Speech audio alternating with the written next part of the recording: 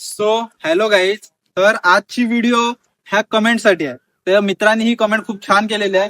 फॉगलॅम्प वरून कमेंट केलेली आहे की दादा आता मुंबईला जे फॉगलॅम्प बॅन केले आहेत त्याच्यावर तुमचा काय रिस्पॉन्स आहे. ऍक्च्युली रिस्पॉन्स असा आहे की मुंबईचे जे फॉगलॅम्पचा इश्यू आहे ना त्याच्यावर खूप व्हिडिओ बघितलाय मी. आपल्या गाडीचे लाईट प्रॉपर लाईट देत नाही तर ऍक्सिडेंटचे चान्सेस जास्त आहेत वगैरे सगळं एक्सेप्ट आहे, प्रॉपर आहे, बरोबर बोललेले आहेत की गाड्यांचे जे मेन कंपनी थ्रू लाईट येतात ह्यांची पॉवरफुल म्हणजे ह्या पॉवरफुल नसतात, ह्यांची पॉवर खूप कमी असते. त्यासाठी आपण हे ऍडिशनल म्हणून फॉग लॅम्प लावतो, काही शो ऑफ साठी लावत नाहीये.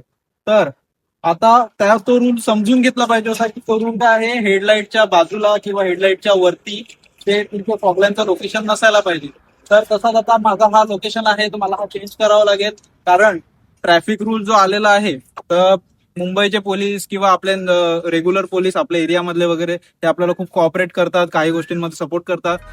तर आपण पण त्यांना सहकार्य केलं पाहिजे. त्याच्यामुळे मग हे अगोदर चेंज करावं लागेल.